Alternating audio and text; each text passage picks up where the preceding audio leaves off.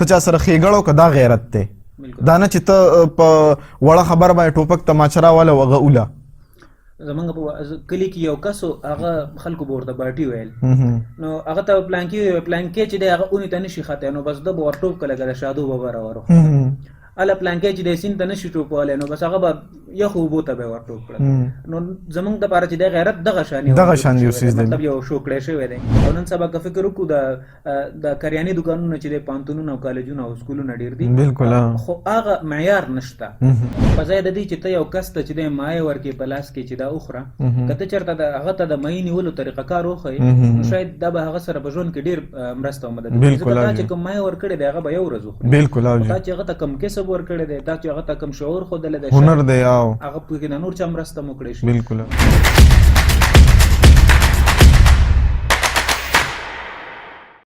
د ظلم تور نظام که د مغول وي که د بل، د ظلم تور نظام که د مغول وي که د بل، بابا ته نه باغي و زمونږ هم ته بغاوت دی. ګرانو پښتنو په خیر راغلی، ستړي مشئ. په ننني پروګرام کې زمونږ سره یو ډیر ګران او محترم میلمه دی، پښتونپاله، اسلام پاله او یو پښتون دانشور فضل باری مخدوم صاحب دی. هغې ته په پروګرام کې هرکلی وایم. ډیره مننه، خوشحاله اوسئ چې تاسو پښتون چینل ته دونه وخت ورکړه، او زه د پښتون چینل د ټول ټیم هم ډیره مننه کوم چې هغې داسې قسمه یو ښکلي غوندې پروګرام را جوړ کړه. فضل باری صاحب، ستاسو نه زموږ اولنی سوال دا دی چې په دنیا کې څو قسمه قامونه دي؟ د هر څه د مخه خو د الله ډېر غټ شکر دی چې په ځوانانو کې زمونږ دومره شعور راغی چې داسې قسمه پروګرامونه راوړي او زمونږ ولس ته چې کوم دی یو قسم لارښوونه کوي. الله دې ستاسو دغه استعداد په سمه لاره واچوي او تاسو نه دې الله پاک د خپل قام دپاره لا کار واخلي. ډېره مننه، خوشحاله اوسئ. راځم ستاسو پوښتنې ته چې په دنیا کې څو قسمه قامونه دي. که موږ وګورو دنیا کې دوه قسمه قامونه وجود لري، چې یو ته یې موږ غالب قامونه وایو او دوهم ته موږ مغلوب قامونه وایو. هغه چې غالب قامونه دي هغوی چې کوم رهبران دي، د هغوی چې کوم مشران دي، هغوی خپلو ځوانانو ته شعور ورکوي، هغوی خپلو ځوانانو ته چې دی روزګار موقع ورکوي، هغوی خپلو ځوانانو ته د آینده ژوند دپاره اوږدمهاله غټې پروژې ورکوي چې دوی ورباندې په مستقبل کې بیا کار کوي. او نتیجه یې دا شي چې دغه غالب قامونه چې دي په اقتصادي لیول باندې، په اقتصادي لحاظ باندې ډېر مضبوط وي. خو کوم چې مغلوب قامونه دي، د هغې چې کوم مشران دي، د هغې چې کوم رهبران دي، هغې خپلو ځوانانو ته چې دی د سوال کولو چل ورښایي، خپلو ځوانانو ته چې دی خیرات ورکوي، مفت شیونه ورکوي، د نوکرۍ سوچ وله جوړوي، د نوکرۍ سوچ جوړوي، چې نتیجه یې دا شي چې دغه ځوانان بیا غټ فکر نشي کولی، هغوی په دغه تنګه محتوا کې بند شي چې صرف او صرف په نوکرو پسې ونښلي او دې ته ناست وي چې څوک به ماله تیاره نوړۍ راکوي او زه به یې خورم. نو دا دوه قسمونه دي په دنیا کې چې موږ یې ورته ویلی شو. ښه جي، ډېره مننه، خوشحاله اوسئ. آیا اوس که موږ سوچ وکړو نو پښتانه یو غالب قام دی او که مغلوب قام دی، او که موږ ووایو چې پښتانه یو مغلوب قام دی په دا وخت باندې، نو دې وجه څه ده؟ بالکل پښتنو ته موږ مغلوب قام ویلی شو، ځکه چې زموږ دود دستور کې ځینې داسې شیزونه پیچکاري شوي دي چې هغه مطلب ښه نه دي. فکر کوم چې دا د نورو قومونو نه یا خلکو چې دی په موږ باندې راتپلي دي، بلکې ویلی شو چې دا خلکو په موږ باندې راتپلي، لکه دغه شان چې کوم دی د پیسې شوق او د نورو خلکو نظر متاثرېدل، او دغه شان چې کوم دی مطلب د خپل عنعناتو څخه بې خبري، د خپل تاریخ څخه بې خبري چې نن ځوانانو کې لیدلی کېږي، لکه د پښتو څخه بې خبري. که وګورې مطلب په نن سبا په لسو کې یو دوه ځوانان به داسې وي چې هغې به په پښتو لیک لوست باندې هغه به هم نه وي، په لس کم 100% خلک به هم ترې نه خبر. نو دا وجې دي چې موږ ورته پښتنو ته یو مغلوب قامونه ویلی شو. او بل دوهم که دا موږ وګورو د مغلوب او د غالب قوم یو غټ توپیر، یو غټ د دې په منځ کې چې کوم فرق دی هغه دا دی چې مغلوب قومونو باندې چې کوم آفات راشي، په دې چې کوم زلزله راشي، سیلاب راشي، نو دوی ورته خوشحالېږي نسبتا، خیرات به راشي، مواد به راشي، بلکې دا خو موږ د سترګو لیدلو حال و چې داسې خلک موږ لیدلي دي چې هغوی د سیلاب راتلو نه مخکې خپلې کوټې او خپل دیوالونه غورځولي او په تمه ناست وي چې څوک به راځي او ماله به چې کوم دی دغه راکوي. او کوم چې غالب قومونه دي هغوی دغه شان آفات چې دي د هغې مخنیوی کوي، هغوی ته چې دی داسې پروژیکټ چې دی هغه په مخ کې اچوي چې داسې آفات نه بد شي، ځکه د هغوی دپاره ژوند مهم وي. بالکل. او کوم چې مغلوب قومونه وي دي دپاره ژوند مهم نه وي، هغې دپاره اقتصاد مهم وي، ځکه چې هغې سره اقتصادي کمزورۍ وي یا د هغې فکري دغه وي، نه اقتصاد د هغې دپاره مهم وي. بالکل جي. که موږ وګورو نو غالب قامونه چې کوم دي هغه خپلو ځوانانو ته یا خپل چې هغوی کوم رهبران دي نو خپل ولس ته د هنر او د معاشي د ازادۍ یا د معاشي استحکام دغه ډېر کوي په نسبت دا چې مغلوب قام هغه خلک په خیرات غوښتو باندې عادتوي. نو ستاسو په خیال مغلوب قام له څه پکار دی چې داسې یو لای عمل اختیار کړي؟ په دې تناظر باندې د انګریزي یو محاوره ده چې پښتو معنا به ووایم چې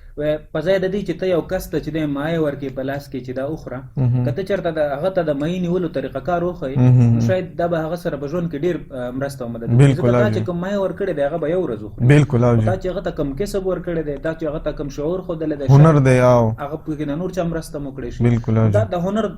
دغه درجه ده، یعنی هنر چې کوم دی هغه زموږ سره په ټول ژوند کې مرسته کولی شي. او کوم چې یو میټیریل وي، یو شی چې موږ ته راکړی شي، ماده چې موږ ته راکړی شي، نو هغه د څو ورځو وي او ختم شي، بیا به چې دی موږ سوال ته ناست لاس نیسو. بالکل او جی فضل باری صاحب د پښتنو د پرمختګ دپاره کوم څیزونه ضروري دي چې هغه موږ ته پکار دي چې اختیار کړو؟ د یو قام د پرمختګ دپاره دوه شیونه ډېر ضروري دي. جی جی یو خو شعور چې موږ ځوانانو ته شعور ورکو. جی جی یعنی انسان ته چې خدای پاک کم قابلیت ورکړی، کم استعداد ورکړی دی چې هغه استعداد چې د هغه یوټیلایز کړي، د هغې نه کار واخلي. جی جی جی دوهم شی چې کوم دی هغه سکل یعنی مهارت هنر دی جی جی چې موږ ځوانانو ته یو هنر وښایو. جی جی متاسفانه زموږ ځوانان په تلي کې زرغونی. بالکل او ډېر کله داسې وي چې زموږ ځوانان مستقل مزاجه نه وي. موږ غواړو چې د شپې د یو شی کامیاب شي، که هغه کاروبار وي که هر څه وي، موږ په هغه کې ژوند نه لګو. البته د یو شیز کې ایکسپرټ جوړېدل، په هغه کې ماهر جوړېدل، په هغه کې کامیابی لیول ته رسېدل چې د یو ژندګي غواړي. بالکل او متاسفانه زموږ ځوانان چې دی څه وخت یا څه انرژي په یو شي کې ولګوي، څه په بل څه کې ولګوي، څه په بل څه کې، هغه ټول ژوند په مختلف سایډز کې د هغې ډیوایډ وي. که چېرې یو ځوان په یو فیلډ کې نښتی وي، مثال په طور یو کس دی هغه چې دی په میډیکل کې نښتی دی، نو هغه که طب کې ټوله زندګي ولګوي شاید هغه به یو ښه ډاکټر وي. بالکل هغه پکې نسبتا ډېر وخت لګولی. بالکل دا دوه ډېر ضروري شیونه دي. فضل باری صاحب که موږ وګورو نو پښتون په دوه څیزونو باندې ډېر زیات وهلی شوی ټکولی شوی دی. که تاریخ مونږ راو، یو مذهب، یو شاباسې، په ملا م اوټه پیدا سې، ته خو ډېر غیرتي، ته خو ډېر بهادرې، ته خو چې کوم دی نو 100 کاله پس هم چې کوم دی نو بدل اخلي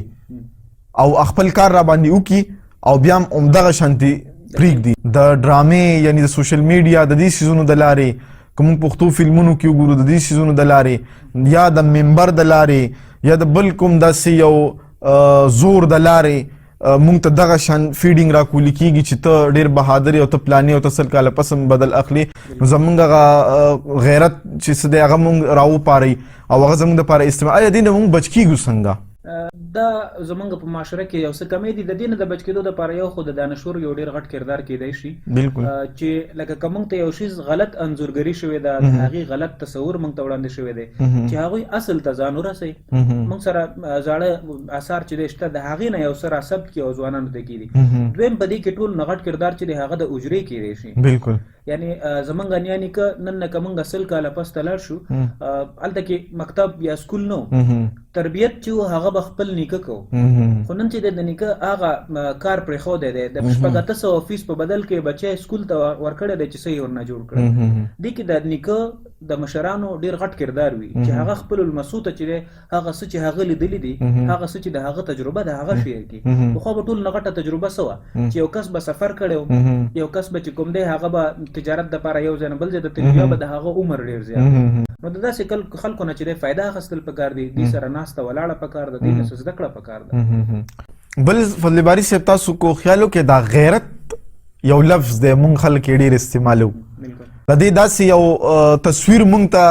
راوړاندې شوی دی چې لکه اوس ډیران باندې زما جګړې زه به پې خپل رور ولم. غیرت هغه تصویر مونږ ته غلط ښودلی شوی دی. نو دې باره کې تاسو څه وایه چې آیا غیرت دی دغه څیز که نه دا بل یو شیز دی چې د پښتو فلمونو په ذریعې سره او یا بل داسې کوم د میډیا په ذریعې سره یا بل داسې د سټیج په ذریعې سره مونږ ته دا وړاندې کړی شوی دی چې دا ستا غیرت دی او مونږ دغه اصل څیز نه لرې پاتې شو؟ غیرت څه شی دی؟ اصل کې که فکر وکړو غیرت د پښتنو په خټه کې دی د پښتو هغه تلفظ کوم ګورو پد ښېګڼه توره وفا او ننګ په موږ کې غیرت د مخکې نه موجود و خو ځینې کړی و چې دی زمونږ د غیرت زمونږ خلاف استعمال کړی دی لکه د مثال په طور یو موږ ته غیرت داسې ویلی شوی دی چې موږ د خپل تربور سره یعنی د تره زوی چې موږ ورته څومره بد نوم یې تربور حالانکه د تره زوی یو ورور وي موږ هغه سره په یو ټوټه ځمکه باندې په یو وړوکي شي باندې وران شو او هغه په هغه باندې ډز وکړو هغه ووژنو او بیا نتیجه دا شي چې خپله وړه خوراکۍ چې کوم دی یا ماشومه خور چې دی موږ په سوره کې ورکو نو دا کم غیرت شو آیا دې ته زه غیرت ویم چې یو کس راپاسي یو ورور راپاسي او پردی وژني او بیا په بدل کې خپله خور ورکوي دې نه خو فکر کوم چې بل هغه ته بېغیرتي به نه وي غیرت اصل کې پکار دی یعنی پکار دی چې یو انسان کې غیرت وي خو موږ ته چې د غیرت انځورګري او تعریف غلط شوی دی موږ د غیرت نه چې دی غلطه فایده اخلو او موږ یې بې ځایه استعمالوو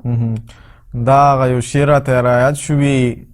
رور یې سورکې ورکوي ځان ته پې مړي بخي رور یې سورکې ورکوي ځان ته پې مړي بخي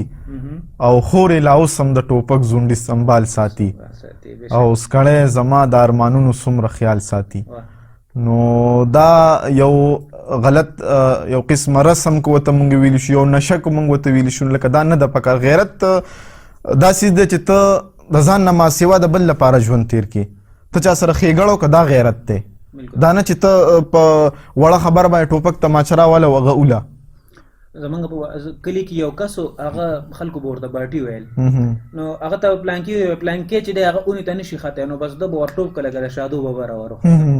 اله پلانکې چې دی سیند ته نشي ټوپولی نو بس هغه به یخو اوبو ته به یې ورټوپ کړه نو زمونږ دپاره چې دی غیرت دغه شان یو څیز دی مطلب یو شوکړی شوی دی او داسې کس که زمونږ په ټولنه کې وي نو موږ هغه ته کمقل وایو خو که موږ دغه شی کوو نو بیا چې دی موږ وایو چې ما غیرت وکړه البته دا غیرت نه دی غیرت خو دا دی چې موږ خپل ورور چې دی هغه ورور وګڼو هغه سره د خپلې خولې نوړۍ شریکه کړو موږ چې دی خپله معاشره کې که څوک کمزوری وي چې هغه راوچت کړو داسې یو څه وکړو چې که موږ سبا نه یو موږ مړه شوي یو چې معاشره د هغې نه فایده واخلي او موږ نیک یاد کړي لکه د مثال په طور تاسو ګورئ د خوشحال بابا هغوی چې کوم ژوند دی هغه د غیرت په دغه باندې ولاړو نو تاسو ګورئ د هغې نه موږ ته یو ډېر ښکاره دلیلونه دي اوس خلک چې د هغه یادوي د هغه بچي نوسي چې کوم دی هغې ویاړي په هغې باندې افتخار کوي باچا خان بابا زموږ دپاره ډېر یو لوی مثال دی څه ته چې پښتانه غیرت وي هغه غیرت نه دی خو هغه چې کوم غیرت کړی دی پښتون بچی یې راوچت کړی دی خانیزم یې د پښتنو په معاشره کې چې کوم خانیزم هغه د خاورو سره ملو کړی دی بالکل که یو بل محتوا نه ورته وګورو غیرت اصل کې باید ووایو چې دا صبر ته غیرت ویلی شي یعنې غیرت دا دی چې زه په خپل نفس باندې پښه کېږدم زه په خپلو خواهشاتو باندې پښه کېږدم او زه چې کوم دی زما په دننه چې کوم شیطان دی هغه چې څه وایي چې هغه زه دباو کوم دا غیرت دی نو پکار دی چې موږ په دغه شیانو باندې فکر وکړو او دې ته غیرت ووایو اصول چې کوم دی په خپلو کې اړې ګړې او جګړې چې په دې باندې خپل ژوند او د نورو ژوند چې کوم دی هغه خراب نه کړو فضل باری صاحب آیا د پښتنو په پرمختګ کې د تعلیم څومره او څه کردار کیدی شي د تعلیم چې کوم اهمیت دی هغه نه خو مخ نشو اړولی البته که فکر وکړو اوس تعلیم ډیر دی خو تربیت نشته پخوا چې به یو کس هغه به میټریک کړی و هغه به چې کوم دی د جهان پوهه ورسره وه او نن داسې کسان شته چې پی ایچ ډي پورې هغوی تعلیمونه کړي وي خو هغې کې دومره شعور نه وي څومره چې مطلب پکار وي نو دا به څه وجه وه چې پخوا میټریک سړی به دونه پوه او د معاشرې په دود دستور باندې په معاشره باندې او نن سبا د پی ایچ ډي تعلیم یافته هغه شان نه دی پوهې دوی کې ټول نه غټ کردار چې دی هغه د حجرې دی که موږ فکر وکړو په حجره کې چې کوم دی ځوانان به راتلل د مشرانو سره به کېناستل هغوی به چې کوم دی تهذیب زده کوو هغوی به چې کوم دی د مشرانو نه زده کړې کولې او دې نه علاوه چې د مور اولنی مکتب وي اولنی سکول وي د یو چا دپاره په هغه وخت کې مور چې وي موريانې فکرمندې وي دې حوالې سره موريانو به چې دی بچو ته قصې کولې افسانې به ورته اورولې نن سبا خو موبایل دی زموږ د ماشومانو ماشغله چې دی هغه کارټون دی چې کارټون وګوره او وخت تېر کا چې د ماشومانو هېڅ قسم نشونما پکې نه کېږي نو مور چې دی هغې به پکې ډېر غټ کردار ادا کړو او دوهم دا که موږ فکر وکړو نو هغه وخت کې چې کوم دی تعلیم که یو چا به 12 کوو نو دې ځای نه به چې دی دلي او جلندر او ډېر لرې لرې علاقو ته به دلته کې به چې دی 12 پاس کړو او نن سبا که فکر وکړو د کریاني دوکانونه چې دی پوهنتونونه او کالجونه او سکولونه ډېر دي خو هغه معیار نشته چې کوم پکار دی، یعنی هغه د تربیت هغه کچه کمه شوه. یو خدام چې د ژوند په منډه دی،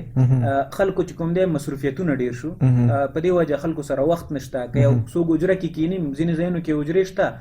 خو متاسفانه چې یا خو هغه د نشو او د بنګو مرکزونه جوړ شوي،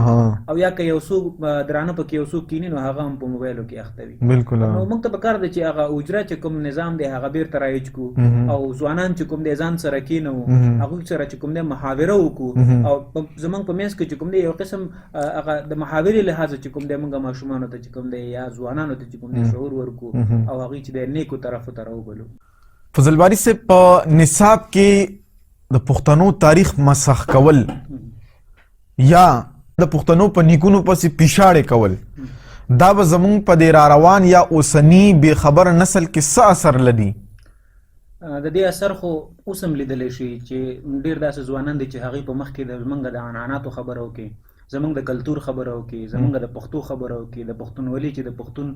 لباس دی چې د دې خبره وکړي، نو هغوی وایي چې دا زړې خبرې دي، او یا د خپل وسایلو خبره وکړي، د خپل حق خبره. لیوانې دی. نو د دې اثر دغه شي چې مطلب دا ځوانان چې دی بیا هغه کوم چې اصل دی هغې پرېږدي او په فرع پسې نښتي وي، او الله دې خیر کړي چې په مستقبل کې به بیا ښه کېږي. آیا دا خلک د دې استعمالیدل نورو قوتونو ته آسان دي که ګران دي؟ انتهایی آسان دي. یعنی یو کس چې خپل یو سوچ نه لري، نو ظاهره خبر ده چې د نورو د سوچ ښکار کېږي به، او که یو سړی په خپل فکر نه وي لګیا، نو بیا خلکو چې دی په لږ څه معاوضه باندې چې د دې استعمالولی شي، او دې نه هر قسم کار اخیستلی شي، لکه څنګه چې په ټول د وخت کې اخیستلی شوی دی د پښتنو نه، چې ډېرو خلکو د خپلو مطلب فایدې دپاره او ګټې دپاره چې دی استعمال کو، بیا هم داسې وغورځو. فضل باری صاحب، پښتنو له د خپل تاریخ نه ځان ولې خبرول پکار دي؟ پښتانه متل کوي چې مخکې د رستو لپاره یو پل وي، کنه. نو که موږ وګورو،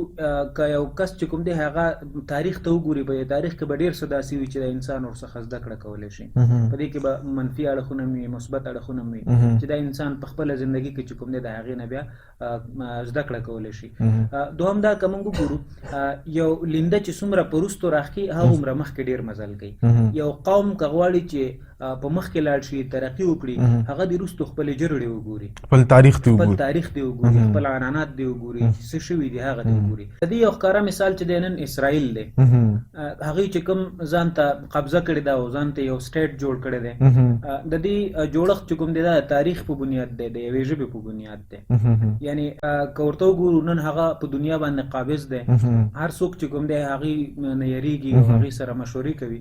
نو هغوی شاید چې هغوی د خپل تاریخ نه متاثره وي، هغوی د تاریخ ښه مطالعه کړي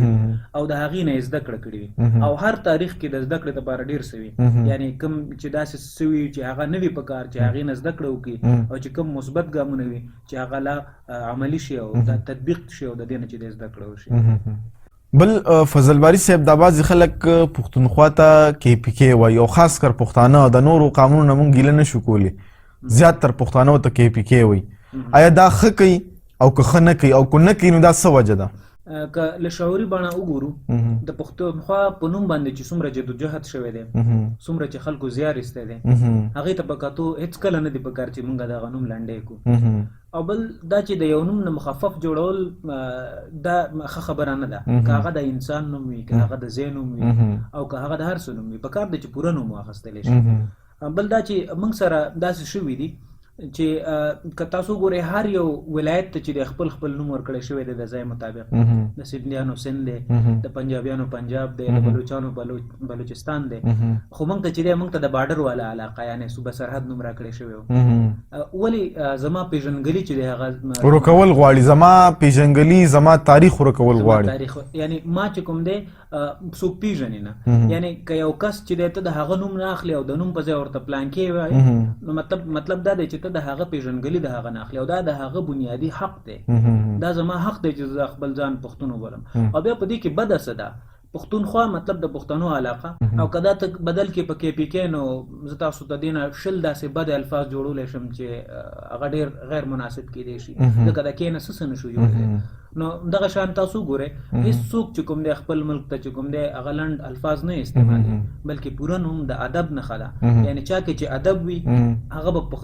پښتونخوا ته چې دی پښتونخوا وایي او څوک چې د ادب لحاظ نه کوي نو هغې ورته KPK ویلی شي د هغې لپاره چې کوم دی بیا بل دا خلک دا وایي چې دا ایبریویشن دی نو ایبریویشن دا دیم نه KPK ایبریویشن نه دی هغه بیا KP راځي او ایبریویشن ولې استعمال چې زما خپل نوم دی ولې د یو نوم دپاره ایبریویشن زما نوم اوس فضل باري دی که ما ته FB وایه نو FB نه خو فیسبوک هم جوړېدی شي نو زما پیژندګلي به څنګه ته کوي نو مطلب دا چې پکار ده چې موږ تسلیم کړی شو زمونږ چې کوم دی زمونږ تسلیم کړی شي زما چې کوم علاقه ده دا تسلیم کړی شي نو دا ډېره ضروري خبره ده پکار ده چې موږ پوره نوم واخلو فضل باري صاحب آیا د پښتونخوا دا کم نوم چې دی دا څه تاریخي حیثیت لري او که نه لري د دې سوال جواب به زه په یو مثال کې درکم که موږ یو فرد ته یو شخص ته آواز وکړو چې زمریه دې خوا راشه نو شاید چې هغه په دې سره خوشحاله شي او بالعکس که موږ یو چا ته آواز وکړو چې ټپوسه یا ګیدړه دې خوا راشه نو په دې به هغه خفه کېږي علت یې د دې تر شا کردار دی چې د زمري کردار د زمري د نوم تر شا پروت دی او د ګیدړ کردار د ګیدړ د نوم تر شا پروت دی څوک چې زما د پښتونخوا د نوم سره مسله لري یا زما د ژبې د نوم سره مسله لري شاید چې هغه زما د زوړ تاریخ نه ویریږي او یا ما نه زما تاریخ ورکول غواړي او یا زما تاریخ یې نه دی خوښ د پښتونخوا د نوم تاریخ ته که وګورو نن نه 4.5 کاله مخکې چې د ملک احمد خان بابا او د جو خان بابا چې کوم دی پښتانه قومونه راټول کړي وو او یو ریاست د پښتونخوا په نوم باندې جوړ کړی وو د پښتونخوا د نوم موږ تاریخي وارثان یو څوک چې د دې نوم سره اختلاف لري یعنی هغه موږ سره اختلاف لري بالکل همداسې ده باچا خان بابا په خپل کتاب زما ژوند او جدوجهد کې وایي چې دا څه وجه وه چې پښتنو غټ غټ ریاستونه جوړولی شو خو ټینګول یې نه شو بیا وایي چې د دې یو دوه اهمې وجې وي یو دا چې د کرسۍ لالچ او د پیسې محبت تاسو څه وینئ چې د کرسۍ دا نشه اوسني رهبرانو کې شته او که نشته او د دې د وجې خدمت چې کوم مقصد دی نو هغه ورک شوی دی که نه دی د کرسۍ نشه یقینا په مونږ کې شته که مونږ تیر 40-50 کالو تاریخ وګورو نو د کرسۍ دپاره چې د ډېرې داسې ناندارې شوي چې زموږ تاریخ ورباندې بدرنګ دی نو ظاهره خبر ده چې د کرسۍ نشه خو انتهایی ډېره ده او دا معلومه خبره ده چې په یو لیډر کې یو رهبر کې د کرسۍ نشه وي هغه د قام خدمت نشي کولی بلکې څوک چې د قام خدمت کوي هغه د کرسۍ په ځای چې د عوامو انتخاب کوي د قام انتخاب کوي هغه د قام سره په غالي باندې کینی په ځمکه باندې کینی خدا چې د خپل قام د راوچتولو د هغوی د مترقي کولو د هغوی دپاره چې کوم دی د ښو پروژو راوړلو او د هغوی د ترقۍ دپاره چې دی ګامزن وي او خدمتونه کوي ستاسو دې خبرې پسې راته یو قیصه رایاده شوه د کرسۍ د نشې پسې چې وی پخوا یو باچا و دغه ښځه وه هغې له د کار کولو والا به راتلې د وینځې نو یو ورځ هغه کار کولو والا راغله او په یو بوجۍ باندې کېناسته او بس ناګانه خبرې ترې کولې او هغه باچا ښځې سره دا خبره شروع کړه چې څنګه چل ستا لور هم پیغله شوې ده او زما زوی هم ځوان شوی د دې باره کې ستا څه سوچ دی د خپلې وینځې چې کوم دی نو هغه خپلې نیکې ته وي د باچا ښځې ته وي نو هغه باچا ښځه ډېره زیاته دغه شوه چې دې ته ګوره لکه دې خپل حیثیت ونه کته او زموږ حیثیت یې ونه کته او دې دا خبره وکړه نو هغه ډېره فکرمنده شوه نو هغه ښځه چې لاړه نو د باچا ښځه لګې شوې د باچا ته یې دا قیصه کړې ده باچا وزیر ته کړې ده نو وزیر ورته ووایي چې باچا صاحب دې ښځې ته دې ووایه چې هغه ښځه بیا راوغواړي او دا خبرې دې ورسره واړئ راواړئ چې څه وایي بیا چې هغه ښځه بیا راغوستې ده نو خبرې اترې کولې نو بس دا خبرې ورته پکې منځ ته راچولې ده د واده ده نو هغه ښځه ورته قرانونو قسمونه خوري چې زموږ حیثیت ته ګوره او ستا حیثیت ته ګوره لکه ته خو د باچا ښځه یې او هغه چې کوم دی شهزادګۍ ده او زموږ د ستاسو ملازمان یو موږ وینځو یو او زموږ د څه حیثیت دی نو دا خبره چې د باچا په خوله باندې وزیر ته لاړه نو وزیر تپوس وکړو چې دا ښځه اول راغلې وه دا په څه ناسته وه نو هغه باچا ورته ووایي چې دا اول په بوری باندې ناسته وه هغې کې سره پراته وو بیا ورته ووایي چې په دویم پیره دا راغله دا په څه ناسته وي دا په ځمکه باندې ناسته وه نو دا ټول کمال په دغه بوری کې و او دغه سرو کې و نو ستاسو خبره چې د کرسۍ ډېره عجیبه نشه ده زموږ والد صاحب موږ ته قیصه کوي چونکې په کوواټ یونیورسټۍ کې چې کوم دی نو رجسټرار پاتې شوی دی نو هغه موږ ته قیصه کوي هر یو سړی به راته چې کله رجسټرار صاحب سلام علیکم او صاحب سلام علیکم نو مونږ وی جوړ دا مونږ ته سلام کوي خو چې کله مغه رجسټراسي پرې خو دا ارسم پرې خودل نو بیا راته پته لو چې دا د کورسې ته سلام کوي نو د کورسې ډیره ظالمه نشه ده. فضل باری مخدوم صاحب اوسنی وخت کې جنگ د توري د ټوپک دی او کنه د فکر د پوهې او د معاشي استحکام دی. بهلول مروت صاحب وایي چې نظریه چې د صنم بدله شي خوښي خامخه په غم بدله شي. انقلاب د پښتنو دا دی بهلوله چې موتوره په قلم بدله شي. ډیر ښه ډیر. نو معاشي استحکام په نن دور کې د جنگ یا د توري د جنگ نه چې ډیر ضروری دی ځکه نن کچرته هم جنگ دی نو د اقتصاد جنگ دی. که موږ وګورو موږ چې د چا سره اوس د توري جنگ نشو کولی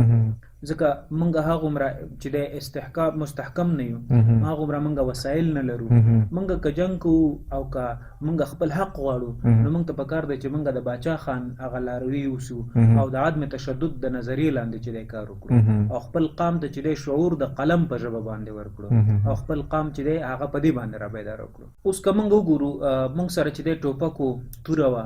او موږ سره چې دی جنگي مهارتونه خو موږ سره چې دی اقتصاد نه و موږ سره چې دی معاشي استحکام نه و نو پردي راغلل زمونږ چې دی حجره جومات یې لوټي لوټي کړل او زمونږ په وینو باندې چې دی هغوی خپل کاروبارونه وکړل. نو دا یو مثال کیدی شي یعنې موږ که غواړو چې موږ خپل حق وغواړو که غواړو چې موږ خپل قام ته چې دی یو مثبته لارښوونه وکړو نو هغه به د قلم په ژبه وي هغه به چې دی د کتاب په ژبه وي هغه به چې کوم دی موږ د شعور راوستنې په ژبه وي. ډیره مننه فضل باری مخدوم صاحب ډیره مننه او ډیره مننه چې تاسو موږ له وخت راکړه او زه د پښتون چینل د ټول ټیم هم ډیره مننه کوم چې هغې داسې پروګرام را جوړ کړه. نو ګرانو پښتنو نن زمونږ د پښتون پوډکاسټ اولنی اپیسوډ سر ته ورسېده. موږ د پښتون چینل ټول کتونکو ډیره شکریه ادا کوو ډیره مننه کوو. خوشحاله اوسئ د لوی الله په امان. د خدای دپاره پښتنو سانونو پیژنئ ستاسو دپاره خو به ځان له پیغمبر نه راځي